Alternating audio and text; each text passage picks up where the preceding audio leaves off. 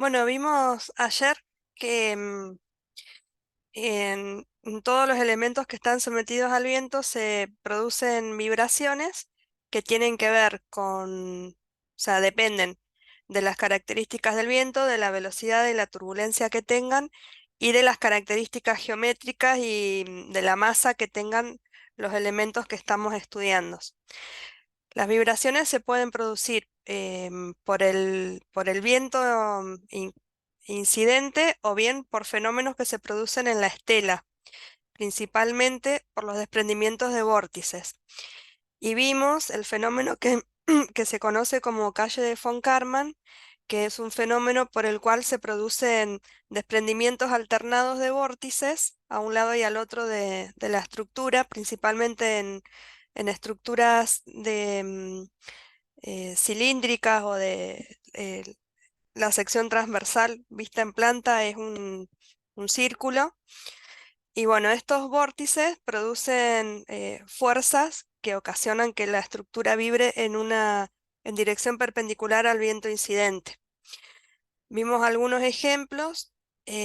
Hay distintos tipos de vibraciones que se producen además de las calles de von Karman.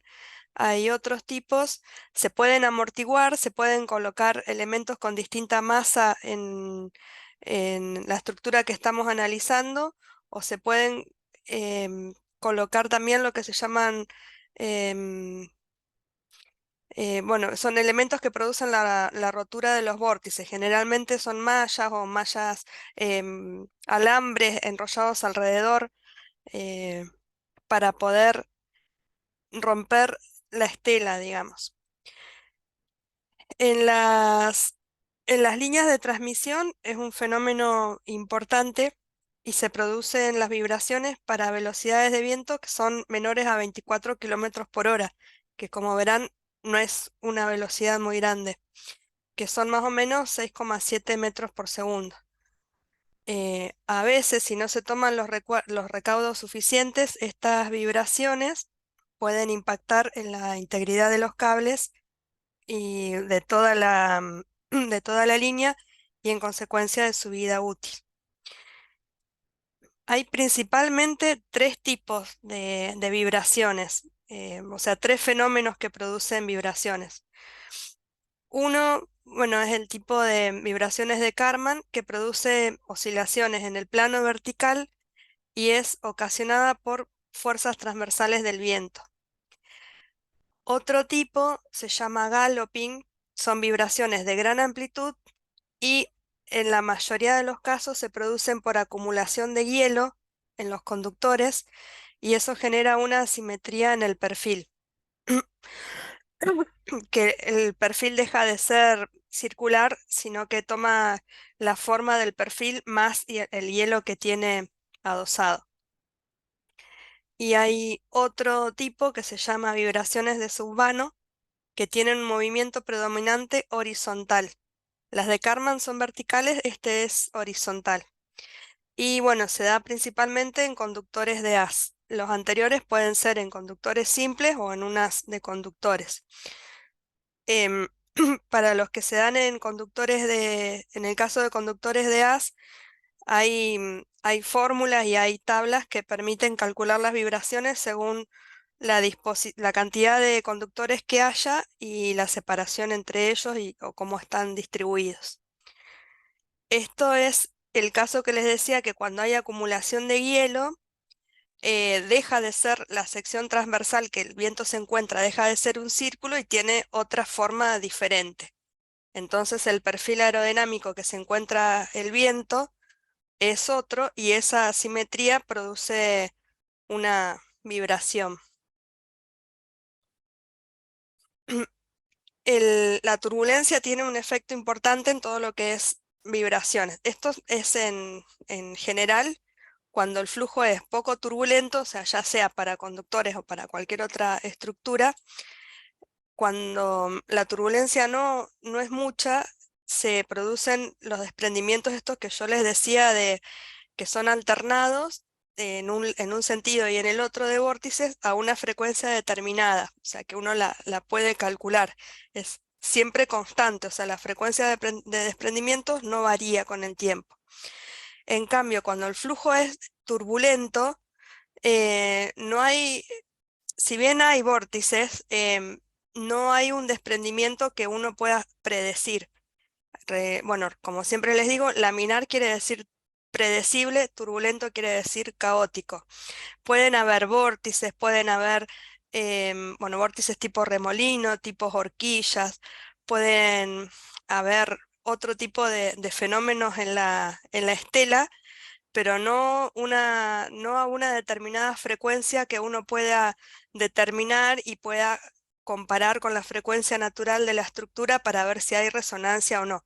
Lo que uno siempre tiene que evitar es acercarse a la frecuencia natural del elemento estructural para evitar el efecto de resonancia, que lo que produce es que una fuerza que por ahí parece chiquita sobre la estructura, cuando se produce resonancia, o sea, cuando esa fuerza se mueve en una frecuencia parecida a la que tiene la estructura, en vez de ser una fuerza chiquita, es como una fuerza enorme y que puede producir el colapso.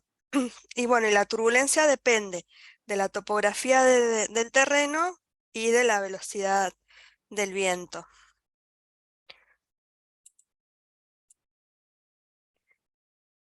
La frecuencia con la que se alternan los vórtices en la parte superior e inferior del conductor está determinada por el número de Strouhal, que es un número adimensional que se designa con las siglas ST de Strouhal, que es igual a la frecuencia, en este caso por el diámetro del conductor, dividido la velocidad del viento. Entonces, si yo conozco el número de Strouhal, puedo determinar la frecuencia de desprendimientos de vórtices despejando de esta fórmula.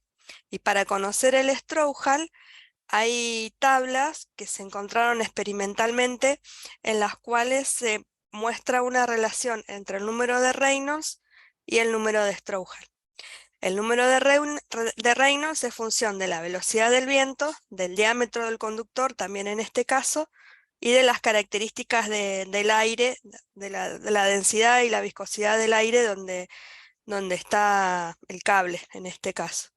Bueno, acá hay, en esta gráfica, están compilados como distintos estudios experimentales que han hecho distintas personas para distintos diámetros de conductores. Con cada simbolito son distintos diámetros. Y acá en las abscisas está el número de Reynolds y en las ordenadas el número de Strouhal. Entonces uno puede entrar con el número de Reynolds ubicando el diámetro que estoy, eh, que tengo yo en mi caso, puedo determinar cuál es el número de Strouhal. Esto es para Reynolds entre 50 y 2000. Para estudiar el 20.000, perdón, ahí me faltó un cero. Para estudiar el amortiguamiento de los conductores se toma, en general, que también es un valor experimental, Reynolds igual a 7000, que corresponde a un Strouhal de 0,205. En general, todo lo que es cilindro, Strouhal está entre 0,15 y 0,25. Eso es, ya sea conductor, ya sea una torre, una chimenea, siempre es eso, independientemente del diámetro. Para un tanque de almacenamiento también sería ese Strouhal. Bueno, vieron que los conductores en sus extremos tienen una vinculación. O sea, están simplemente, bueno, están apoyados, doblemente apoyados, como vimos en estática el año pasado con los eléctricos. Bueno, entonces al estar apoyado, o sea, al estar el cable sujeto en sus extremos y eso estar vibrando, se producen ondas estacionarias. Esas ondas tienen una frecuencia natural de oscilación que se puede determinar en forma aproximada mediante esa expresión que figura en la diapositiva. En la expresión, bueno, Fn es la frecuencia natural de oscilación en Hertz, T es la tensión en newtons, G es la gravedad, W el peso por unidad de longitud del conductor, el número de ondas estacionarias entre los apoyos y S la longitud del vano en metros. Longitud del vano sería la longitud, la distancia horizontal entre los apoyos del cable.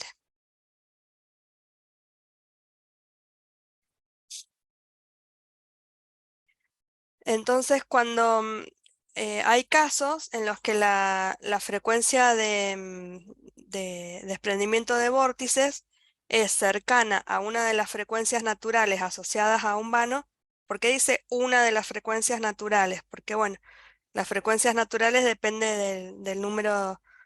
Ay, esperen, que no puedo volver para atrás.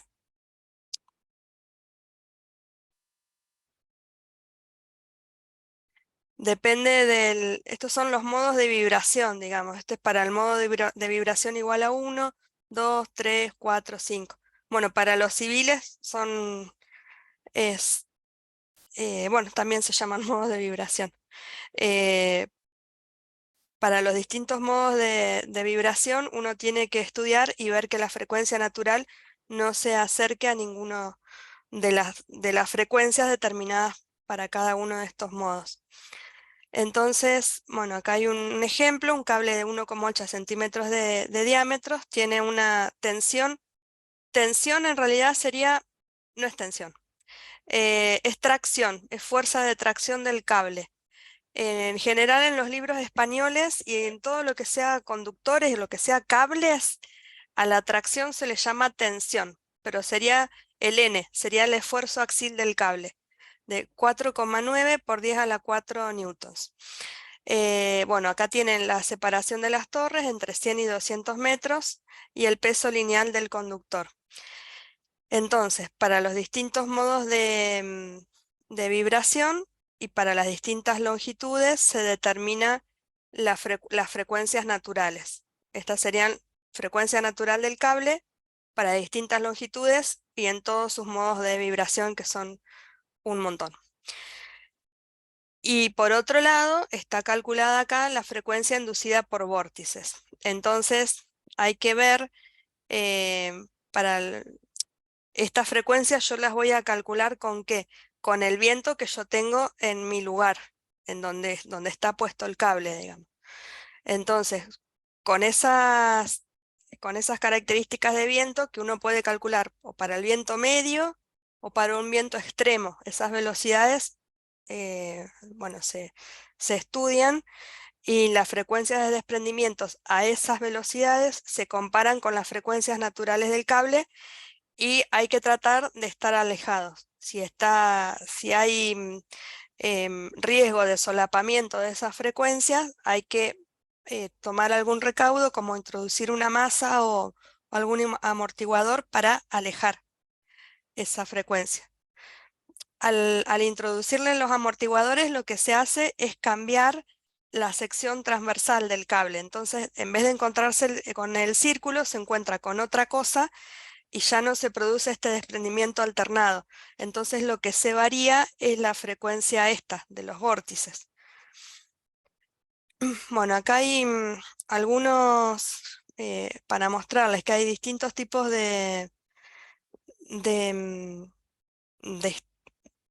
fenómenos que se producen para, en este caso sería un haz de dos conductores. Y bueno, acá hay relaciones del coeficiente de sustentación sobre el coeficiente de arrastre, el número de Strouhal y los tipos de vorticidad que se producen al combinarse estas dos condiciones. En algunos casos el desprendimiento es simétrico, en algunos casos es asimétrico. A veces en vez de salir un vórtice y otro del otro lado, salen dos de un lado y uno del otro.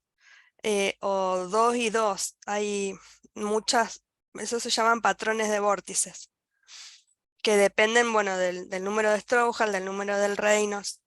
Esto es para unas de 4 conductores. Bueno, esta es para otra distribución. Después hay otros fenómenos que también se pueden producir bueno, tanto en los cables como en otras estructuras, que se llama galope inducido por la estela de otro obstáculo, que es cuando yo tengo un elemento y adelante tengo otro, este elemento tiene una determinada estela y con la velocidad del viento es como que oscila o flamea y ese golpeteo influye en el flujo que alrededor de este elemento. Entonces no es lo mismo el viento en este que en este que tiene a este otro adelante, porque no llega la corriente libre del viento, sino que llega la estela de este objeto que se está moviendo, va a tener vórtices, además esta estela se va a combinar con el otro viento, entonces hay otros efectos que se producen ahí. Bueno, ahí es como se combina la estela, esta sería la velocidad del viento incidente más bueno, la variación que se produce con con el otro elemento adelante. Dice esquema de perfil de velocidad media de la estela, que es esta, de un cilindro situado en una corriente uniforme y variación con la posición vertical de las fuerzas de resistencia aerodinámica y de sustentación, que aparecen sobre un segundo cilindro situado corriente abajo del primero. Em, lo que produce la presencia de otro obstáculo también es la variación del ángulo de ataque. O sea, en vez de llegar el viento en esta dirección, al haber otro elemento adelante que deflecta el flujo, va a llegar con otro ángulo de ataque. Em, Otro efecto también por la posición de un elemento adelante se llama bateo. De esto yo después les voy a subir un apuntecito. Bueno, estos ya los vimos, que son los dispositivos empleados para reducir las oscilaciones. El tema de la presencia de un objeto adelante de otro se estudia particularmente en el diseño de los parques eólicos, sobre todo referido a la captación de viento, porque no es que yo tengo el aerogenerador aislado y me llega todo el viento que hay en el lugar, lo va a tomar el rotor del aerogenerador que yo tengo ahí, sino que está la sombra de los aerogeneradores que están al costado, que producen una variación en el flujo que siente la estructura. A su vez, siempre pasa que cuando una estructura empieza a oscilar, ya sea un edificio, un cable, un aerogenerador o lo que sea, ese movimiento de oscilación lo que está haciendo es perturbar el aire que tiene alrededor. Entonces, eso se llama interacción fluido-estructura. Es como que llega el viento, hace mover al objeto, y el objeto se mueve y hace mover al viento. Entonces, ese viento a su vez está variando por el movimiento del edificio, es como que se van alimentando mutuamente, y eso se estudia con una teoría que se llama teoría de la aeroelasticidad, que es como la suma de la teoría de la elasticidad más bueno, toda la parte aerodinámica. Eso es específico de los aeronáuticos, pero los civiles, em, si estamos calculando este tipo de estructuras, algún tipo de conocimiento básico tenemos que tener, y bueno, y en las demás carreras también cuando hay que tener en cuenta este detalle de que el elemento estructural y el viento están variando y afectándose continuamente. O sea, no es lo mismo que algo esté quieto que se esté moviendo. Bueno, y ahora vamos a ver otro tema que es el ruido. O sea, son ruidos eólicos producidos en las estructuras. Bueno, todos sabemos que hay distintos niveles de ruidos que se miden en decibeles y que hay niveles para los cuales es saludable el ruido y otros niveles para los que no. Entonces, cuando el ruido es prolongado sobre el organismo, produce distintos problemas como estrés, problemas del sueño, falta de descanso, dolor de cabeza, etc. El umbral del dolor es de 120 decibeles. Em, bueno, acá hay una pirámide que tiene distintos niveles de ruido. Entonces, lo que se hace a veces en determinadas estructuras o en los vehículos es estudiar el nivel de ruido producido por el viento en ese elemento y tratar de amortiguarlo para que no sea perjudicial para la salud. La escala de decibeles es una escala logarítmica porque nuestros oídos y la mente perciben el sonido con una fórmula que depende del logaritmo de la presión sonora, no de la presión producida por la onda sonido, sino por el logaritmo de, de esa presión. Bueno, acá está el umbral de la audición, el umbral de la sensación desagradable y bueno, todo esto es lo que nosotros escuchamos sin que nos haga tan mal. O sea, sería saludable. Cuanto más alto es el nivel de intensidad, más nos molesta el ruido. Hay, hay tres ponderaciones de escalas. Hay una escala de decibelios que se dice la escala A, que mide la intensidad del sonido en todo el rango de las diferentes frecuencias audibles y posteriormente utiliza un sistema de ponderación teniendo en cuenta que el hecho de que el oído humano tiene una sensibilidad diferente a cada frecuencia. Este sistema de ponderación A se usa para sonidos débiles como el de los aerogeneradores. Existen otros sistemas de ponderación para sonidos fuertes, que se llaman B y C. En los aerogeneradores, eh, cuando uno hace el estudio de impacto ambiental, uno de las cosas, uno de los factores a tener en cuenta es precisamente el ruido que produce estrés a veces en las poblaciones, en los pobladores que están cerca de los parques eólicos, incluso en los animales. Hay casos, por ejemplo, hubo un caso en un parque eólico en Holanda, que cerca había unos campos donde tenían vacas que producían leche y por el estrés del sonido del parque eólico, dejaron de producir leche las vacas porque se habían estresado. Entonces, eso es algo que siempre se calcula y es uno de los principales impactos que tiene la presencia de los parques eólicos. Principal, Principalmente es, bueno, la estética, el ruido y la sombra de los aerogeneradores. Esas son las tres cosas que más se estudian. Bueno, después hay otras más. Em, bueno, lo que les decía recién, que hay distintas escalas A, B y C. Esta es para los ruidos de fondo, que sería el caso de los aerogeneradores, que son los ruidos de nivel más bajo. Eh, para niveles bajos de presión sonora se usa la ponderación A, que atenúa en mucha medida los bajos y en menor medida los agudos.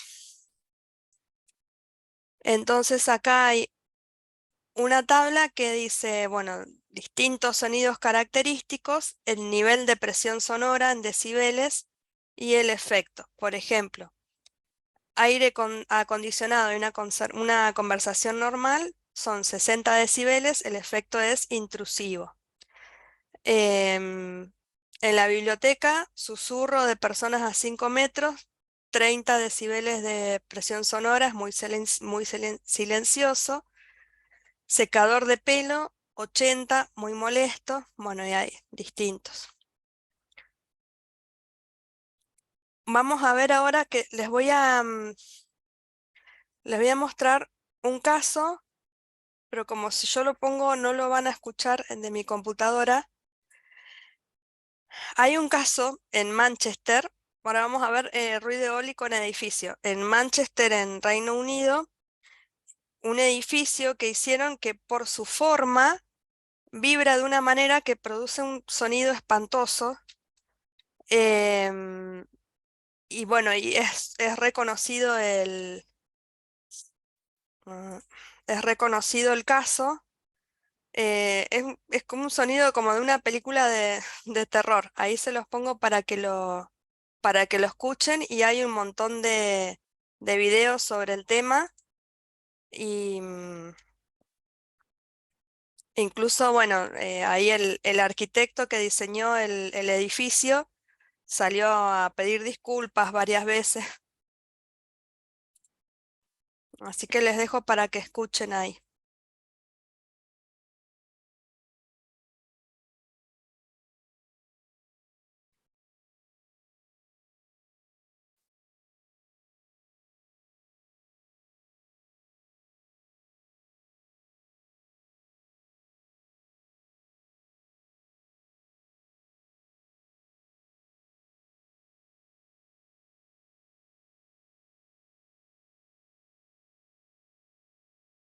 ¿Escucharon?